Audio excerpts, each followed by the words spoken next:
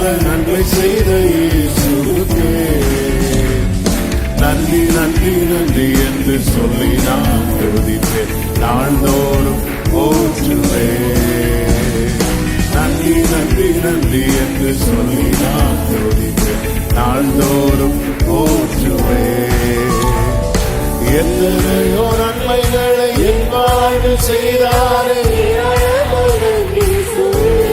ஆமென். எத்தனையோ நன்மைகளை